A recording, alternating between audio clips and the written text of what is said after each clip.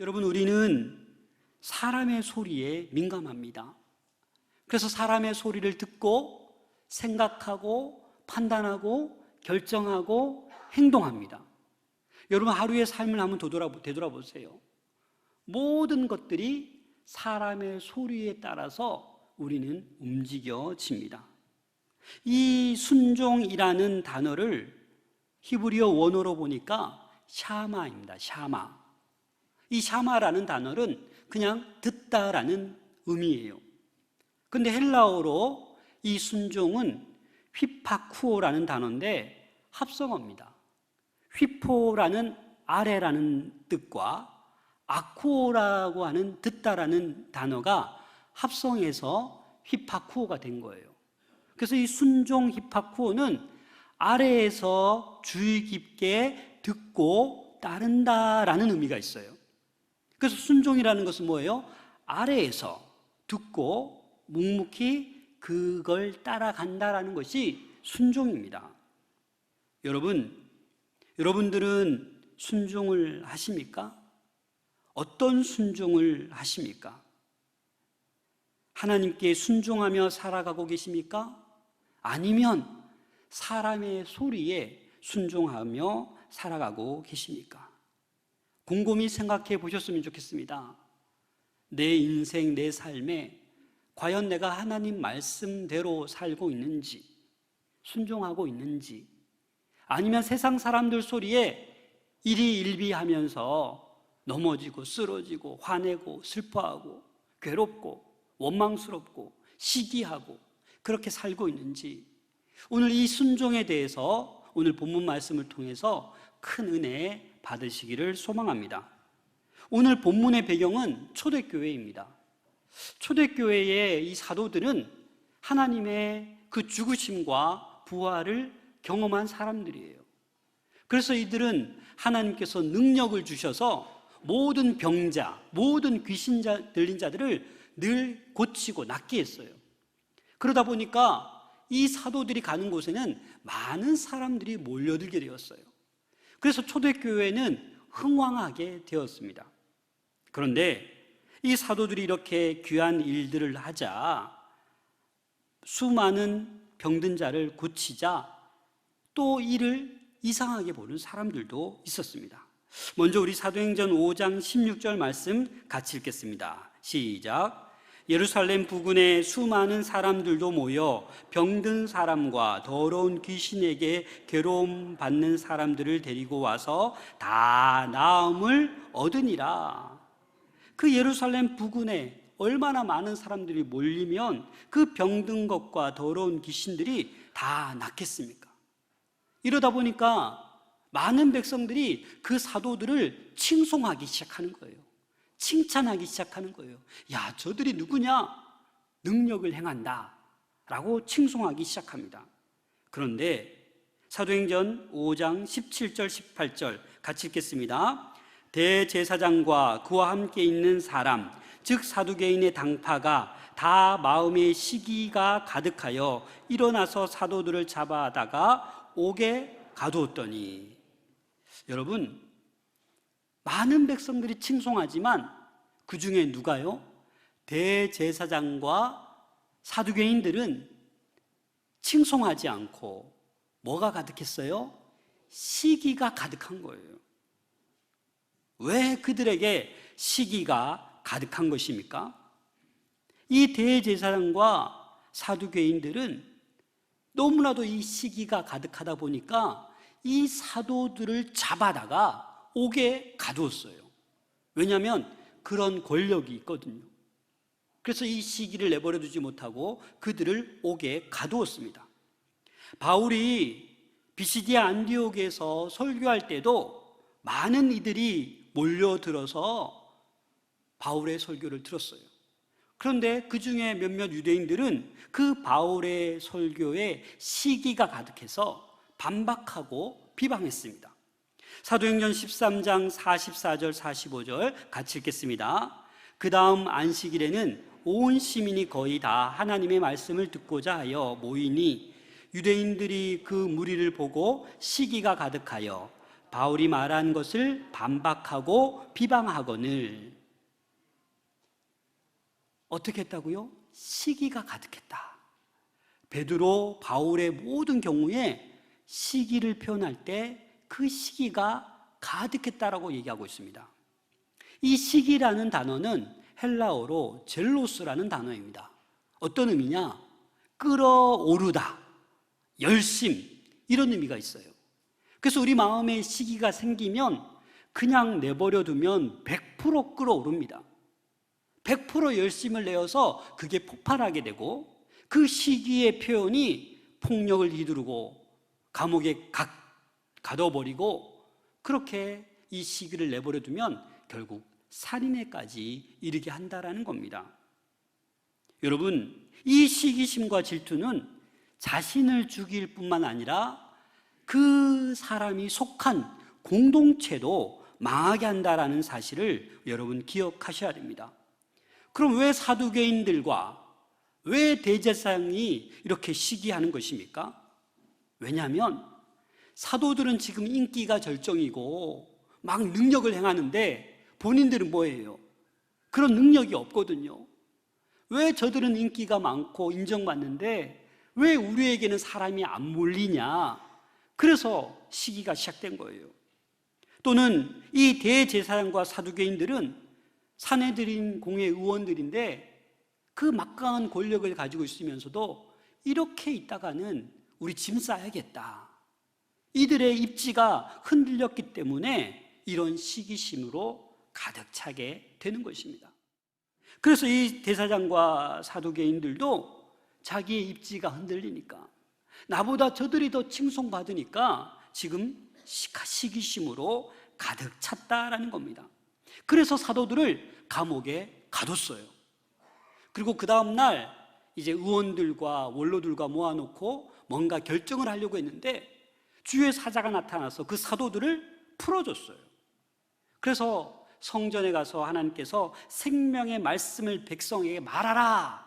그래서 이 사도들이 기적과 같이 풀려나서 백성에게 말씀을 전하고 있었어요. 그런데 이 대제사장과 이들은 그런 줄도 모르고, 자, 빨리 옥에서 데리고 와라 했는데 가보니까 있어요, 없어요? 옥문도 굳게 닫혀져 있고 경비도 서 있는데 사도들이 없는 거예요.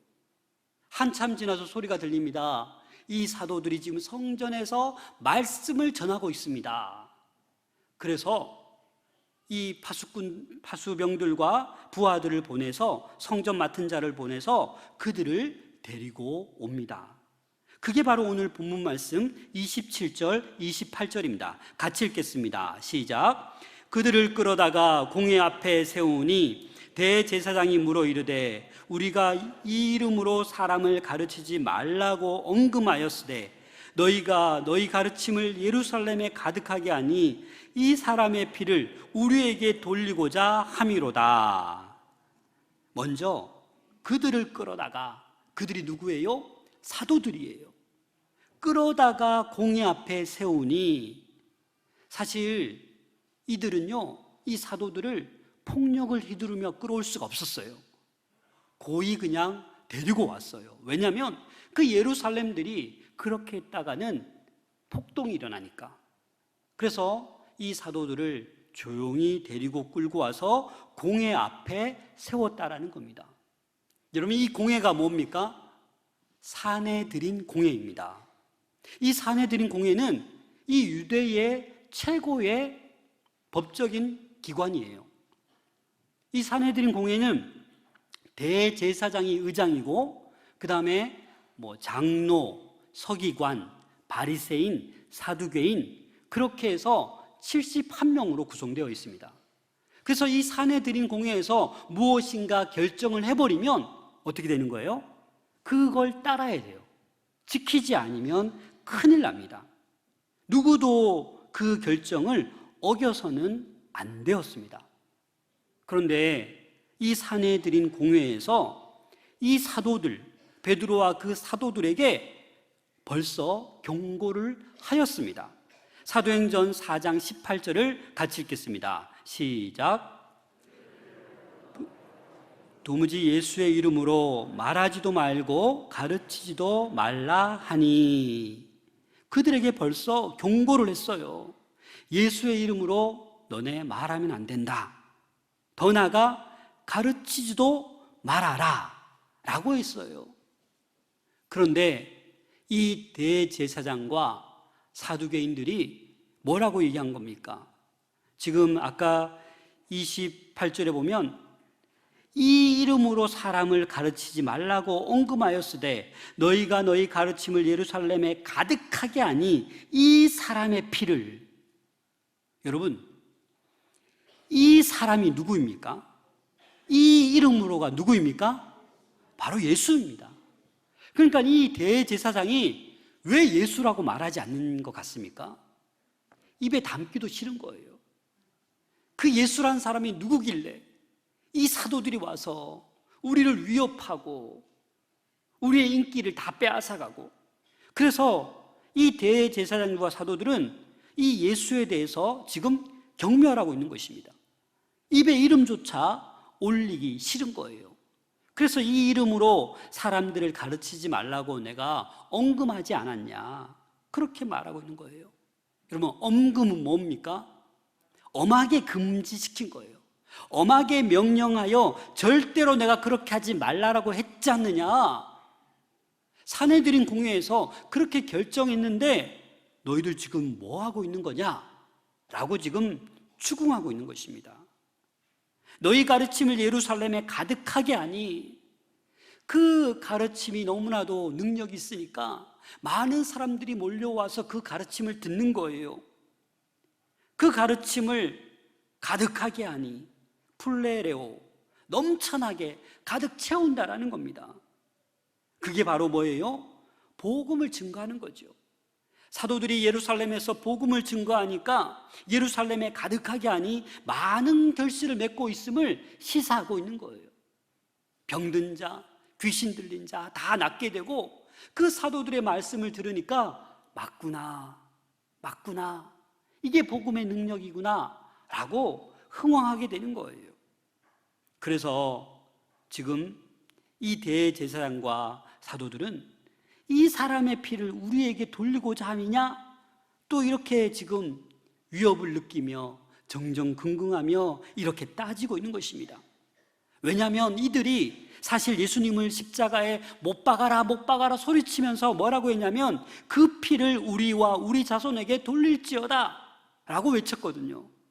근데 그 말이 씨가 되어서 스스로 지금 찔리는 거예요. 야, 이러다가 사도들이 저렇게 흥황하다가 우리 이제 그 예수님의 그 십자가의 죽음을 우리에게 물을 것 같다, 우리에게 핏값을 찾을 것 같다. 그래서 지금 두려운 거예요. 그래서 전전긍긍하며 그들에게 따져 묻듯이 묻는 거예요. 이 사람의 피를 우리에게 지금 너네가 돌리고자 지금 이렇게 수작 부리는 거 아니냐, 그렇게 지금 물어보고 있다라는 겁니다. 사랑하는 여러분, 사도들이 이 예수의 이름으로 말하지도 가르치도 말 것을 엄히 경고했는데, 이 경고가 받아들여지지 않자 이 산헤드린 공회 이 종교 지도자들이 마지막 승부수를 띄운 거예요. 그게 뭡니까? 옥에 가두는 거죠. 빨리 재판해서 이들을 어떻게 처리해야 되는 거예요. 자, 사도행전 5장 29절입니다. 같이 읽겠습니다. 시작. 베드로와 사도들이 대답하여 이르되 사람보다 하나님께 순종하는 것이 마땅하니라. 아멘. 오늘 설교 제목이 사람보다 하나님께. 그 다음에 여러분들이 작성해 보세요. 오늘 설교 끝나고 사람보다 하나님께 어떻게 해야겠습니까? 지금 사도들은 그들 앞에서, 공회 앞에서, 그 자리가 사실 두렵고 떨리는 자리임에도 불구하고 담대하게 그들에게 외치는 거예요. 사람보다 하나님께 순종하는 것이 마땅하니라. 목숨 내놓고 지금 이 말을 하고 있는 거예요. 사실 이 말은 이전에 처음으로 체포되었을 때도 유사한 말을 하였습니다. 사도행전 4장 19절입니다. 함께 읽겠습니다. 베드로와 요한이 대답하여 이르되 하나님 앞에서 너희의 말을 듣는 것이 하나님의 말씀을 듣는 것보다 옳은가 판단하라. 아멘. 내가 하나님 앞에 있는데 너희 말을 들어야겠느냐? 하나님의 말을 들어야겠느냐? 옳은가 너네가 판단해 봐라 라는 거 아닙니까? 사람보다 하나님께 순종하는 것이 마땅하다. 이 말을 풀어 설명하면 사람의 말을 듣는 것보다 하나님의 말을 듣고 순종하는 것이 마땅하다라는 겁니다. 사도행전 오늘 본문 30절 31절입니다. 같이 읽겠습니다. 너희가 나무에 달아 죽인 예수를 우리 조상의 하나님이 살리시고 이스라엘에게 회개함과 제사함을 주시려고 그를 오른손으로 높이사 임금과 구주로 삼으셨느니라. 아멘. 예수님을 우리 임금과 구원자로, 다시 말해서 우리의 지도자로, 우리의 구세주로, 구원자로 하나님께서 세워 올리신 이유가 뭐예요? 백성을 회개시키고 그들의 죄를 용서받게 하시기 위해서 그렇게 하셨다라는 겁니다. 로마서 5장 10절입니다. 함께 읽겠습니다. 곧 우리가 원수되었을 때에 그의 아들의 죽으심으로 말미암아 하나님과 화목하게 되었은즉 화목하게 된 자로서는 더욱 그의 살아나심으로 말미암아 구원을 받을 것이니라. 아멘. 예수님께서 죽으심으로 우리는 하나님과 화목하게 된 거예요. 예수님께서 십자가 지시고 부활하셨기 때문에 우리가 살아난 거예요. 우리가 구원을 받은 거예요. 우리에게 영생이 주어진 거예요. 이 부활을 여러분 믿으시지 않으십니까? 믿으십니까? 그럼 우리에게 부활이 있는 거예요. 우리에게 영생이 있는 거예요. 하나님의 관심은 온통 범죄한 죄인들을 구원하는 데 모든 관심이 쏠려 있습니다. 그래서 그 독생자 예수 그리스도를 우리에게 보내시고 예수님을 통해서 우리를 구원코자, 죄인들을 구원코자 하신 겁니다. 사람의 모든 문제는요, 하나님과의 관계가 끊겨지면 문제가 생기는 거예요. 여러분들에게 무슨 문제가 있습니까? 잘 생각해 보세요. 하나님과의 관계를 회복할 수 있기를 소망합니다. 32절 말씀 같이 읽겠습니다. 시작. 우리는 이 일의 증인이요 하나님이 자기에게 순종하는 사람들에게 주신 성령도 그러하니라. 아멘. 우리는 누굽니까? 우리가 사도들이죠. 이 일이라는 말을 원어로 보니까 레마예요. 다시 말해서 말씀입니다. 우리는 이 말씀의 뭐라고요? 증인이다라는 겁니다. 하나님이 자기에게 순종하는 사람에게 주신 성령도 그러하니라. 성령이 뭐가 그러해요? 이 말은 성령도 증인이니라 라는 말씀입니다. 사랑하는 여러분, 사도들이 자신들이 그 예수님의 죽음을 그리고 또 예수님의 부활을 직접 목격한 사람들이에요. 그래서 그들은 삶이 바뀌었어요. 그들의 이제 남은 인생의 목적은 뭐예요? 증인되는 거예요. 하나님이 능력 주셔서 예루살렘 가는 곳곳마다 복음을 전하고 이적을 행하고 능력을 행하고 그 증인의 사명을 감당하고 있는 겁니다.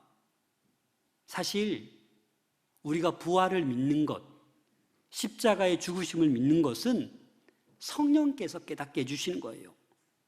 여러분들이 못 믿죠? 그러면 성령께서 아직 내 안에 안 계신 거예요.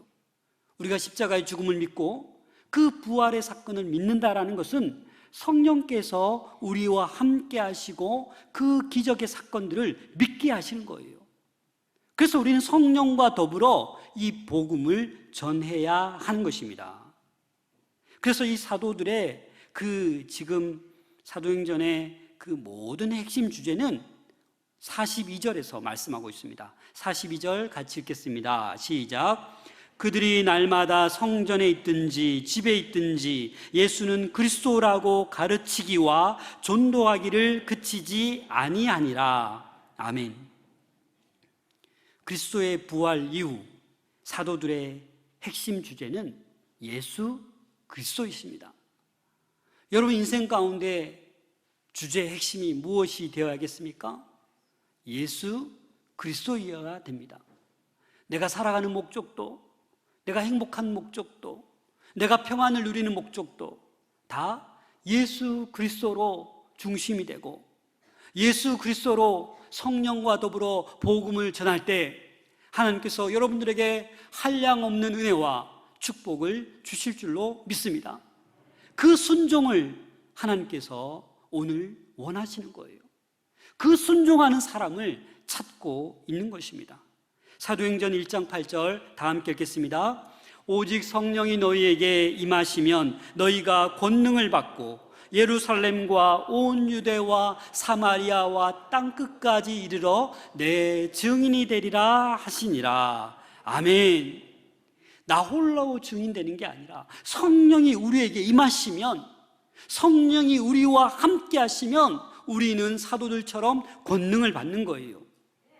온 유대와 사마리아와 땅끝까지 이르러서 우리는 증인의 삶을 살 수 있는 것입니다.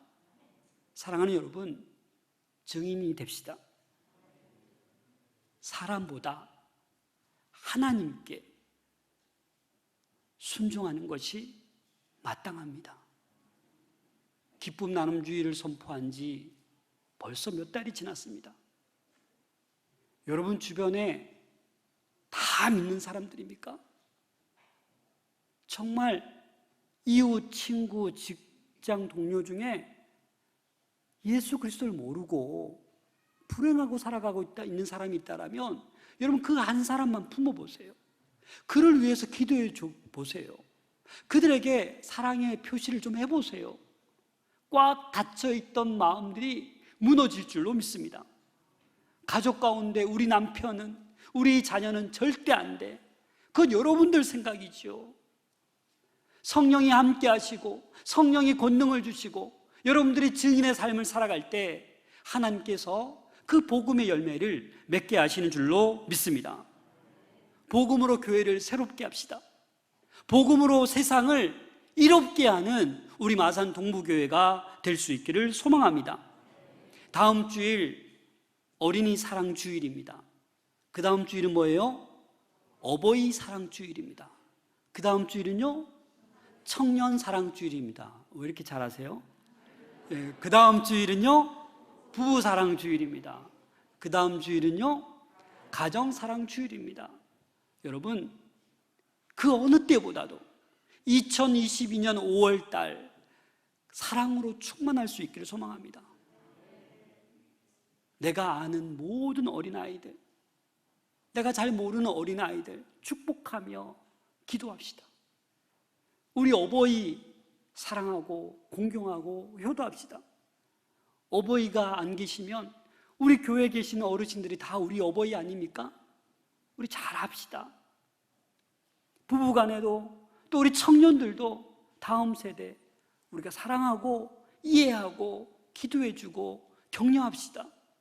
그렇게 될 때 우리 마산 동부교회는 성령의 권능으로 정말 증인된 자로서 사람의 말에 일희일비하지 않고 하나님께 순종하는, 마땅히 순종하는 그런 하나님의 백성들이 다 될 줄로 믿습니다. 5월 한 달 여러분 큰 꿈을 꾸시고 하나님 정말 내가 행복하게 멋지게 신앙생활 하겠습니다.